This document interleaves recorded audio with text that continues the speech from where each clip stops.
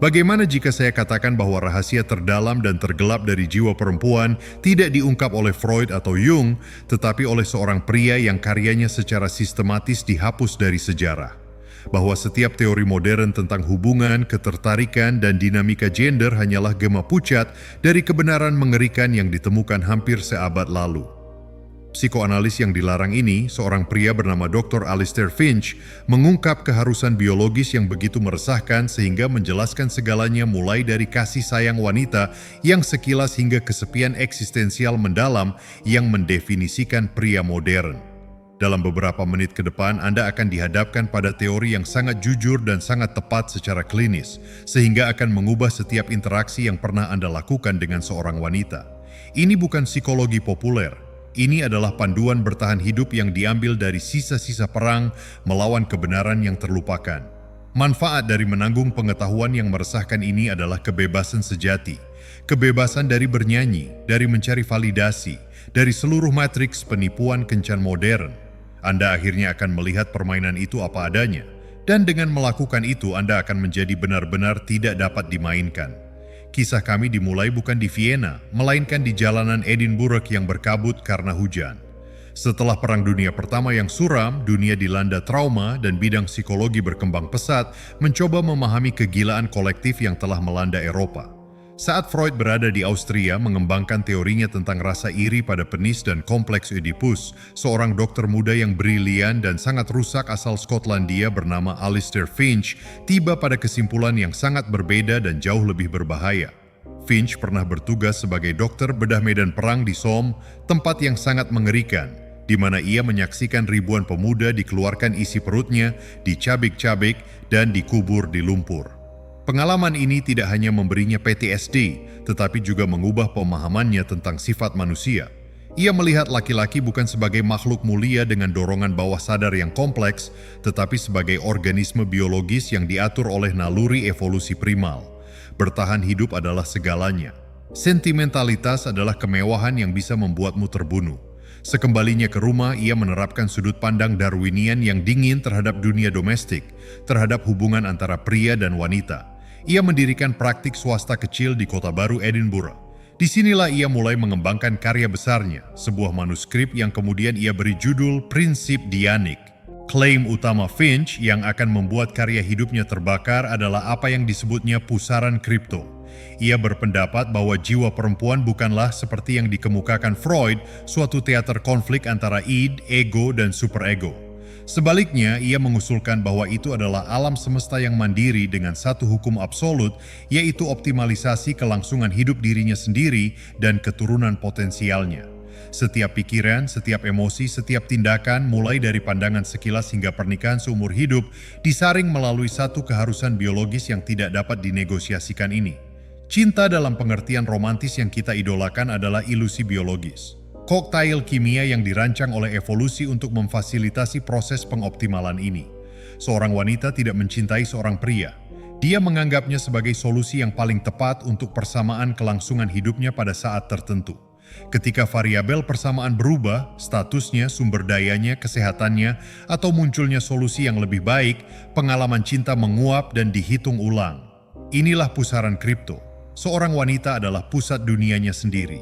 Dan seorang pria hanyalah satelit yang dihargai hanya karena sumber daya dan stabilitas yang dapat ia berikan kepada pusat kosmiknya. Inilah sebabnya mengapa seorang pria bisa melakukan segalanya dengan benar, bersikap baik, setia, dan suka memberi nafkah, namun tetap saja ditinggalkan dalam semalam demi seseorang yang menawarkan solusi lebih baik untuk persamaan abadi wanita itu. Anda merasakannya.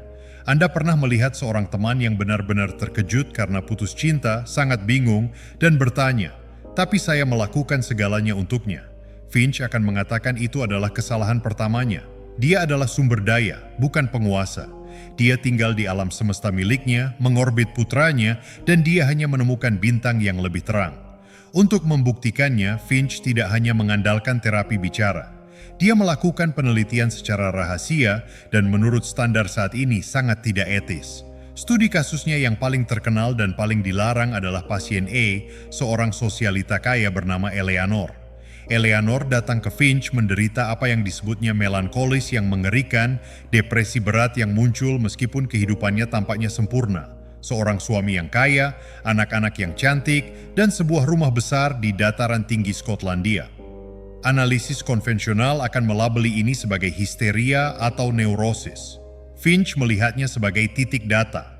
Dia melibatkannya dalam ratusan jam sesi, namun dia juga melakukan sesuatu yang belum pernah terjadi sebelumnya. Dia menyewa detektif swasta untuk mendokumentasikan kehidupan wanita itu, kebiasaan belanjanya, kegiatan sosialnya, dan korespondensi rahasianya dengan cermat. Data mengungkapkan pola yang mengejutkan. Episode depresi Eleanor memiliki korelasi terbalik langsung dengan keberhasilan finansial suaminya. Ketika investasi sahamnya melonjak, dia bahagia, lincah, dan aktif secara sosial. Namun, jika pasar anjlok sedikit saja, dia akan terjerumus ke dalam depresi berat dan menghabiskan waktu berhari-hari di tempat tidur. Finch tidak puas. Dia merancang sebuah eksperimen. Dia bersekongkol dengan suaminya untuk memalsukan kerugian finansial yang sangat besar. Suatu malam, sang suami pulang ke rumah dengan perasaan sedih dan memberitahu Eleanor bahwa ia telah hancur, bahwa mereka hampir kehilangan segalanya. Penyelidik Finch mencatat akibatnya. Dalam waktu 72 jam, Eleanor telah menghubungi mantan pelamarnya, seorang industrialis yang lebih stabil, dan mulai membuat rencana untuk meninggalkan suaminya dengan alasan kegagalannya sebagai seorang pria. Dia memecahkan persamaan kelangsungan hidupnya secara real time. Ketika sang suami mengungkapkan kepada Finch beberapa hari kemudian bahwa harta bendanya masih utuh, depresinya langsung lenyap, digantikan oleh kegembiraan yang luar biasa. Dia tidak pernah tahu bahwa dirinya adalah bagian dari suatu eksperimen. Bagi Finch, ini adalah bukti yang tak terbantahkan. Cintanya adalah urat nadi cuaca yang berputar tanpa arah hingga angin sumber daya dan stabilitas bertiup memberinya tujuan sementara. Pusarannya sedang dikalibrasi ulang. Inilah kenyataan pahit di balik perasaan dapat diandalkan yang Anda dapatkan dari seorang mitra. Itu bukan jaminan kesetiaan, tetapi cerminan stabilitas saat ini. Inilah sebabnya hubungan modern terasa begitu rapuh. Anda memainkan permainan yang aturannya disembunyikan dari Anda. Anda pikir Anda sedang membangun ikatan kepercayaan dan kasih sayang, tetapi pada kenyataannya Anda terus-menerus dinilai berdasarkan aturan kuno yang brutal yang tidak pernah Anda setujui. Finch berpendapat bahwa rubrik ini bersifat pra-rasional, tertanam dalam sistem saraf wanita selama jutaan tahun evolusi.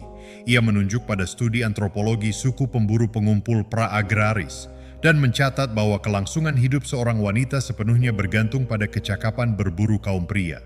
Seorang pemburu yang buruk berarti kelaparan bagi dirinya dan anak-anaknya. Oleh karena itu, secara alamiah ia sangat menyadari kompetensi, kekuatan, dan status seorang pria. Ini adalah padanan modern dari perburuan yang sukses. Alam bawah sadarnya terus bertanya, bisakah pria ini memberi? Bisakah dia melindungi? Apakah dia pilihan terkuat yang tersedia? Ini bukan perhitungan jahat yang disengaja. Itu adalah dorongan naluriah yang sedalam dan otomatis seperti rasa takut Anda terjatuh. Inilah sumber keterkejutan yang Anda rasakan ketika kasih sayang tiba-tiba hilang. Anda gagal dalam ujian yang tidak Anda ketahui bahwa Anda sedang mengikutinya. Kebaikan Anda diartikan sebagai kelemahan. Kesediaan Anda untuk menyenangkan orang lain dipandang sebagai kurangnya nilai yang lebih tinggi. Kerentanan Anda dipindai sebagai potensi kerugian bagi kelangsungan hidupnya. Karya Finch memberikan kejelasan yang mengerikan bahwa ini tidak pernah tentang Anda sebagai pribadi. Itu tentang skor sesaat Anda di papan peringkat biologis yang bahkan tidak dapat Anda lihat. Namun Finch tidak berhenti di situ. Karyanya yang paling kontroversial dan bagi kita paling membebaskan adalah tentang apa yang disebutnya pengorbanan maskulin. Ia berpendapat bahwa peradaban itu sendiri, semua hukum, agama, dan kode moral kita adalah monumen rumit nan megah yang dibangun untuk melapisi dan mengendalikan pusaran solopsi. Dorongan terbesar pria, tulis Finch, bukanlah seks atau kekuasaan tetapi makna. Kita adalah makhluk pembuat makna dan makna utama yang telah kita cari selama ribuan tahun adalah untuk mengamankan warisan guna melampaui kefanaan kita melalui anak-anak dan karya-karya besar. Untuk melakukan ini kita membutuhkan wanita. Namun untuk menarik dan mempertahankan wanita, kita harus menjadi solusi yang layak bagi persamaan kelangsungan hidup mereka. Ini membutuhkan pengorbanan yang besar. Kita harus menekan sifat primitif, agresif, dan poligami kita sendiri.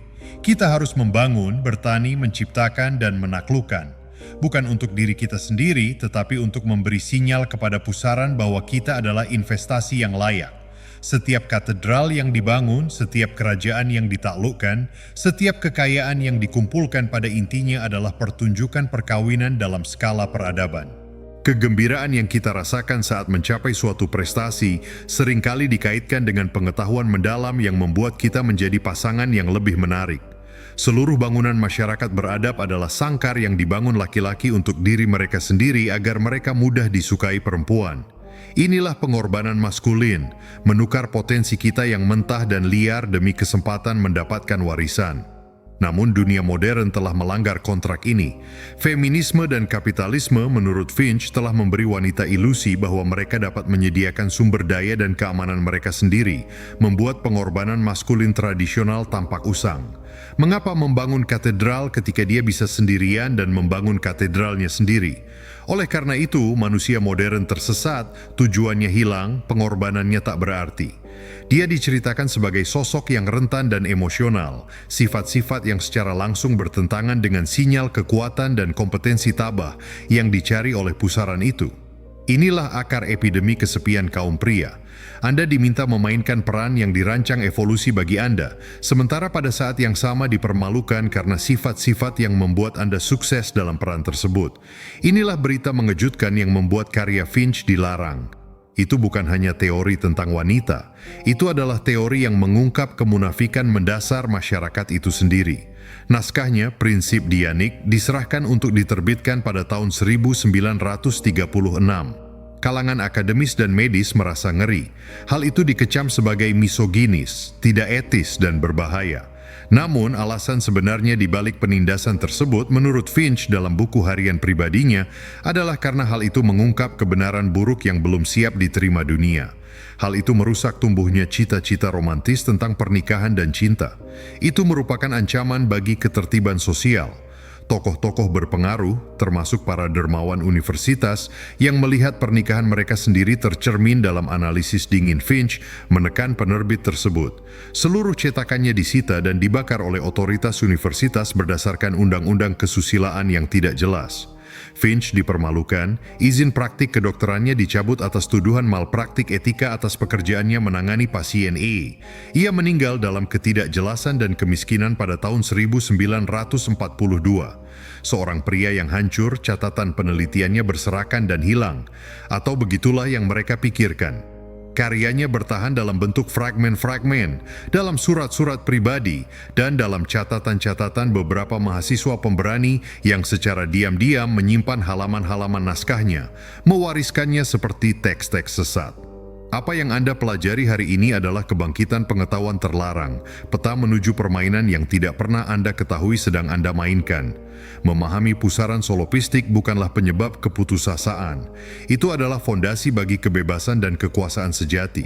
Manfaatnya adalah matinya sisim, matinya rasa membutuhkan, matinya keinginan untuk mencari validasi dari sumber yang secara biologis tidak mampu memberikannya tanpa syarat. Keterkejutan itu berganti menjadi inspirasi. Ketika Anda menghayati bahwa kasih sayang seorang wanita merupakan cerminan kedudukan Anda di dunia, misi Anda, kekuatan Anda, tujuan Anda, seluruh dinamikanya berubah. Anda berhenti berusaha untuk mendapatkan nilai darinya, cinta, validasi, seks, dan sebaliknya fokus pada membangun nilai yang tak tergoyahkan dalam diri Anda. Anda menjadi matahari dalam tata surya Anda sendiri. Anda bukan lagi satelit yang mengorbit pusarannya. Anda adalah gaya gravitasi yang harus dia hadapi. Inilah inti dari daya tarik alamiah yang sesungguhnya. Ini bukan tentang memanipulasi wanita. Ini tentang memahami secara mendalam struktur terdalam sifat mereka sehingga Anda dapat berhenti melanggarnya dengan kebutuhan Anda dan sebaliknya beroperasi dari tempat kekuatan yang mandiri. Inilah nikmat kebebasan. Permainannya tidak berubah, tetapi untuk pertama kalinya Anda dapat melihat papan skor. Namun Finch tidak berhenti di situ. Bagaimana jika saya katakan pada Anda bahwa dia juga menemukan mekanisme psikologis praktis yang digunakan seorang wanita untuk menilai nilai seorang pria, sebuah tes waktu nyata yang disebutnya tantangan, dan bahwa dia mengembangkan formula hampir matematis yang tepat untuk menjadi tak tergantikan bagi masyarakat yang menghargainya? Pada bagian berikutnya, kita akan menyelami studi kasus yang hilang yang membuktikan formula ini berhasil dan mengungkap 3 hal yang harus Anda pupuk untuk berubah dari pilihan sekali pakai menjadi solusi bertahan hidup terbaik. Kengerian sesungguhnya dari karya Alistair Finch bukan hanya diagnosisnya yang suram tentang jiwa wanita, tetapi juga ketepatan bedahnya yang mengerikan dalam menguraikan mekanisme diagnosis tersebut. Untuk memahami pusaran solopistik berarti melihat arenanya. Untuk memahami apa yang Finch sebut tantangan berarti mengetahui aturan pasti pertarungan gladiator yang sudah Anda ikuti, seringkali tanpa sepengetahuan Anda secara sadar. Disinilah Finch berubah dari orang yang dianggap paria secara teoritis menjadi ahli strategi yang praktis, dan di mana karyanya tidak hanya menjadi lensa untuk memahami penderitaan Anda di masa lalu, tetapi juga senjata untuk merancang kekuatan Anda di masa depan. Setelah pengungkapannya mengenai pusaran solopistik, Finch mendedikasikan kariernya yang hancur untuk menjawab satu pertanyaan penting. Bila realitas seorang wanita merupakan kalkulasi naluriah yang konstan untuk mengoptimalkan kelangsungan hidup, bagaimana ia dalam praktiknya menguji dan menilai kelangsungan hidup seorang pria? Jawabannya, yang diambil dari pengamatan rahasia selama bertahun-tahun dan wawancara pasien yang sangat jujur, adalah tantangan berat. Ia mendefinisikannya bukan sebagai serangkaian tes sadar, tetapi sebagai audit bawah sadar berkelanjutan yang dijalankan oleh pikiran wanita. Setiap interaksi, dari pandangan pertama hingga pernikahan yang berlangsung puluhan tahun, adalah bagian dari penilaian tanpa akhir ini. Seorang pria tidak pernah hanya sekadar menjalin hubungan. Dia terus-menerus diproses melalui proses yang ketat. Skornya berfluktuasi dengan setiap kata, tindakan, dan tampilan karakter. Perasaan dapat diandalkan, yang Anda cari hanyalah kedamaian sementara ketika skor Anda tinggi dan stabil. Keterkejutan akibat penarikan diri secara tiba-tiba atau putus cinta adalah konsekuensi yang tak terelakkan dari skor Anda yang anjlok di bawah ambang batas kelayakannya. Bukti Finch yang paling meyakinkan untuk tantangan itu datang dari serangkaian studi kasus kecil yang tampaknya tidak berbahaya, yang jika dilihat bersama-sama membentuk pola perilaku wanita universal yang mengerikan. Salah satunya melibatkan seorang pasien yang disebutnya gadis pelayan toko, seorang wanita muda bernama Clara yang bekerja di sebuah department store di Edinburgh. Clara didekati oleh 2 pria secara bersamaan. Seorang pengacara muda yang ambisius dari keluarga baik-baik dan seorang penjual buku yang lebih pendiam dan kurang mapan yang berbagi kecintaannya pada puisi. Pengacara Robert adalah pilihan yang jelas dan lebih baik menurut standar masyarakat. Namun Clara mendapati dirinya tertarik pada penjual buku Arthur. Dalam sesinya, dia mengungkapkan kebingungan atas perasaannya sendiri. Finch, melalui pertanyaan yang cermat, mengungkap mekanisme sarung tangan itu.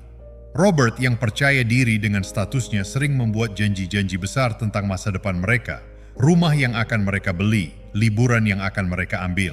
Arthur yang memiliki lebih sedikit malah berfokus pada momen saat ini dengan keyakinan yang tak tergoyahkan.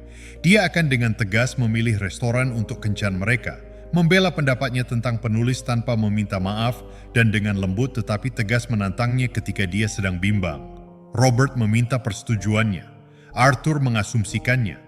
Finch mengamati bahwa ketertarikan Clara meningkat bukan saat Robert membuat janji-janji muluk, tetapi pada beberapa kesempatan saat ia menunjukkan ketegasan seperti Arthur.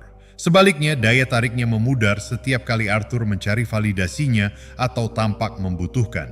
Tantangan itu tidak hanya menguji sumber daya saja, itu menguji karakter di balik sumber daya. Itu menguji apa yang Finch sebut sebagai kedaulatan operasional, keyakinan yang tak tergoyahkan pada kapasitas seseorang untuk menjelajahi dunia dan memberikan solusi. Robert memiliki sumber daya, tetapi seringkali tidak memiliki kedaulatan mencari petunjuk dari Clara tentang cara membuatnya bahagia. Arthur memiliki lebih sedikit sumber daya, tetapi menunjukkan kedaulatan total atas kerajaan kecilnya.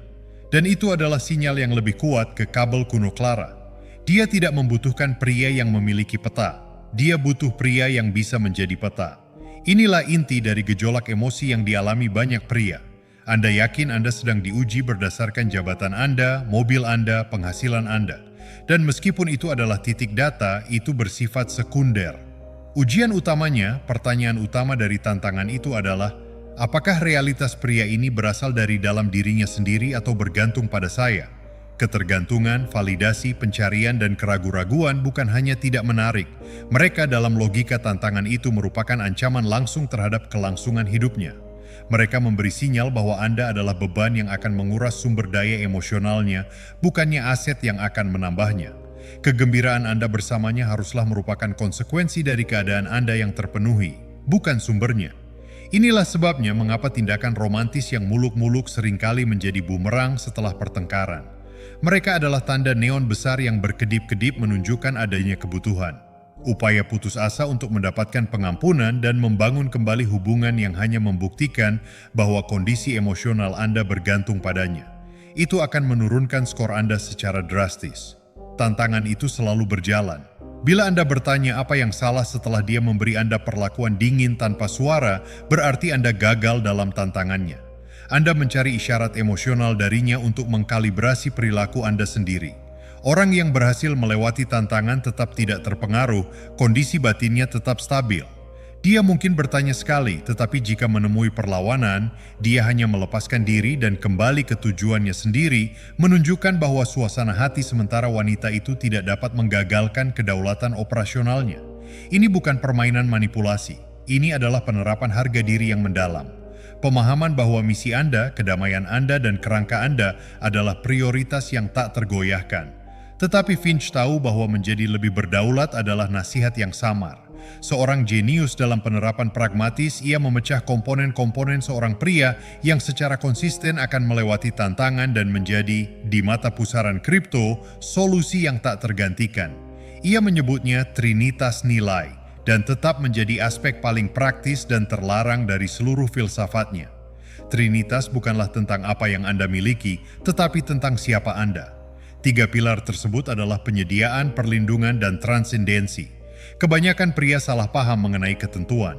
Mereka pikir itu hanya uang. Finch berpendapat bahwa cakupannya jauh lebih luas. Penyediaan adalah kapasitas untuk memberikan struktur, sumber daya, dan ketertiban pada kekacauan. Ini adalah kemampuan untuk memberikan solusi. Hal ini bisa bersifat finansial, namun bisa juga emosional, memberikan kehadiran yang tenang dan stabil dalam dramanya. Logistik, merencanakan kencan yang hebat, memperbaiki peralatan yang rusak, atau intelektual, memberikan percakapan yang menarik dan ide-ide baru. Seseorang yang merupakan seorang pengrajin terampil, seorang programmer brilian, atau seorang pendongeng yang menawan memberikan nilai. Dia menunjukkan kompetensinya untuk menjelajahi dunia dan mengambil nilai darinya. Inilah yang Clara rasakan pada Arthur. Keahliannya yang mendalam di dunia perbukuan merupakan suatu bentuk bekal. Perlindungan merupakan pilar yang paling kuno dan naluriah. Ini bukan hanya perlindungan fisik dari bahaya, meskipun itu adalah bentuk paling mendasarnya. Di dunia modern, perlindungan sebagian besar bersifat psikologis. Itulah kemampuan untuk melindunginya dari kebosanan, dari kegelisahan, dari gesekan sosial, dan dari emosinya sendiri yang kadang-kadang mudah berubah. Seorang pria yang menjaga bingkai saat dia sedang kesal. Siapa yang dapat menangkis penghinaan sosial dengan humor? Siapapun yang menciptakan rasa aman dan terlindungi hanya dengan kehadirannya yang tenang dan tak tergoyahkan, berarti memenuhi pilar perlindungan. Dialah batu karang dalam badai emosinya yang kacau. Pria yang menjadi bingung dengan suasana hatinya, yang memperbesar dramanya dengan kegelisahannya sendiri, yang tidak dapat berdiri sebagai pusat gravitasi yang tenang, gagal dalam ujian perlindungan secara katastrofik. Pilar terakhir, transendensi, adalah yang paling halus dan kuat, dan itulah yang menciptakan obsesi, menggerakkan Anda dari pilihan yang layak menuju solusi yang tak tergantikan. Transendensi adalah hubungan Anda dengan sesuatu yang lebih besar daripada lingkup rumah tangga, lebih besar daripada hubungan itu sendiri. Itulah misi Anda, tujuan Anda, kesenian Anda, hubungan Anda dengan kebenaran mendasar keberadaan. Itulah sebabnya mengapa para seniman, musisi, filsuf, dan revolusioner yang seringkali bangkrut dan tidak stabil dapat memikat wanita begitu intens. Mereka menawarkan akses ke dunia di luar hal-hal biasa. Mereka terhubung dengan sesuatu yang transenden. Bagi pria modern, ini tidak berarti Anda harus menjadi penyair yang kelaparan. Itu berarti Anda harus memiliki tujuan yang hanya milik Anda sendiri. Itu adalah gunung yang kamu daki, bukan untuknya, tetapi untuk dirimu sendiri. Dia ingin menjadi bagian dari perjalanan itu agar terinspirasi dan merasa bahwa dia bermitra dengan seorang pria yang tengah meraih kebesaran. Tujuan Anda adalah matahari. Dia ingin menjadi planet di orbitmu yang dihangatkan oleh cahayamu. Seorang pria yang menjadikan seorang wanita sebagai tujuan hidupnya tidak memberinya apapun kecuali cerminan dirinya sendiri. Tidak ada transendensi di sana, yang ada hanya gema hampa. Inilah matinya daya tarik. Trinitas nilai, penyediaan, perlindungan, transendensi adalah penawar praktis untuk bernyanyi. Daripada bertanya, apakah dia menyukaiku? Anda bertanya, apakah saya memberikan nilai? Apakah saya melindungi bingkai? Apakah saya mengejar tujuan transenden saya? Ketika fokus Anda beralih ke pembangunan trinitas ini dalam diri Anda menjadi pria yang secara alami dengan mudah melewati tantangan, bukan karena Anda berusaha, tetapi karena Anda terlalu fokus pada misi Anda sendiri untuk gagal. Finch mendokumentasikan studi kasus menakjubkan yang membuktikan kekuatan trinitas, sebuah kisah yang menyebabkan penindasan brutal terakhir atas karyanya. Ini melibatkan pasangan masyarakat kelas atas, Lord dan Lady Ashworth. Lord Ashworth kaya, bergelar, dan menyediakan banyak sekali harta benda. Dia juga mempekerjakan pengawal, jadi perlindungan fisiknya tercakup. Namun Lady Ashworth terkenal tidak setia dan menyedihkan. Berdasarkan semua metrik yang dangkal, dia seharusnya menjadi solusi utama bagi pusarannya. Finch, melalui jaringannya dipekerjakan sebagai konsultan terpisah. Ia mengamati bahwa Lord Ashworth tidak memiliki transendensi. Seluruh identitasnya adalah gelar dan harta miliknya, hal-hal yang statis dan diwariskan. Dia tidak memiliki misi ciptaannya sendiri. Dia adalah penjaga masa lalu, bukan arsitek masa depan. Lebih jauh lagi, ia gagal dalam perlindungan psikologis. Ia mudah terganggu oleh penghinaan sosial, terus-menerus khawatir tentang gosip, dan mengandalkan istrinya untuk mengelola kecemasan sosialnya. Dia menyediakan sumber daya tetapi menuntut energi emosional sebagai balasannya, mengurasnya alih-alih mengisinya. Nasihat Finch kepada Lord bersifat radikal dan ditolak. Ia menyuruhnya untuk meninggalkan musim sosial selama 6 bulan, menyerahkan tanah milik dan pengelolaannya kepada seorang pengurus, pergi ke London, dan mendalami bukan di masyarakat tetapi di dunia teknik otomotif yang sedang berkembang, sebuah gairah pribadi yang telah lama ia abaikan. Dia harus membangun sesuatu yang baru dari awal. Ia harus menemukan transendensinya. Dengan berat hati, Lord setuju. Selama berbulan-bulan dia tidak hadir. Dia membangun, menciptakan, dan berjuang dengan tujuan yang sepenuhnya menjadi miliknya sendiri. Kontak Finch memantau Lady Ashworth. Awalnya dia marah karena ditinggalkan. Lalu dia menjadi penasaran, kemudian khawatir, dan akhirnya benar-benar terpikat. Surat-suratnya tidak lagi berisi gosip. Mereka membahas tentang piston dan masalah teknik. Dia memberikan nilai jenis baru, intelektual, dan penuh gairah. Dia menunjukkan kedaulatan operasional dalam skala besar. Saat dia kembali, dia menjadi pria yang berbeda. Lebih tenang, lebih fokus, pusat gravitasinya ada di dalam dirinya sendiri. Pernikahan itu tidak hanya diperbaiki, tetapi juga diubah. Dia telah berhenti mengorbit pusarannya dan telah menjadi pusat gravitasi dirinya sendiri. Dia telah menyempurnakan trinitas. Inilah inspirasi yang datang dari kegelapan Finch. Karyanya bukanlah kutukan bagi wanita, tetapi seruan keras bagi kaum pria. Pusaran solopistik tidaklah jahat. Itu amoral, fungsi biologis seperti pencernaan atau adrenalin. Marah terhadapnya berarti marah terhadap hukum gravitasi. Jalan menuju kekuasaan bukanlah dengan mengutuk permainan, tetapi mempelajari aturan-aturannya secara saksama sehingga Anda dapat memainkannya dengan mahir. Rasa sakitmu, kebingunganmu, patah hatimu, ini bukanlah tanda-tanda kegagalan Anda, tetapi bukti bahwa Anda sedang memainkan permainan dengan buku aturan tersembunyi. Penelitian Finch adalah buku aturan itu. Manfaat dari pengetahuan ini adalah pembebasan hakiki, kebebasan dari keinginan untuk mendapatkan hasil tertentu dari seorang wanita.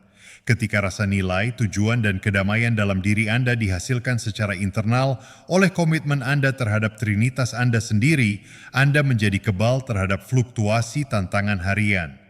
Kegembiraan Anda berasal dari pengejaran Anda sendiri terhadap kebesaran. Keyakinan Anda datang dari kompetensi yang Anda tunjukkan dalam memberikan solusi. Ketenangan Anda berasal dari kemampuan Anda untuk melindungi kondisi psikologis Anda sendiri. Anda menjadi pria yang memilih, bukan pria yang dipilih. Inilah kebenaran kemenangan terakhir dari warisan Alistair Finch. Karya tersebut dilarang bukan karena palsu, tetapi karena terlalu memberdayakan. Ini memberi orang-orang kunci sel penjara mereka sendiri. Terungkap bahwa kurungan kencan modern telah terbuka dan telah terbuka selama ini. Anda hanya perlu mata untuk melihatnya. Pilihan untuk keluar ada di tangan Anda.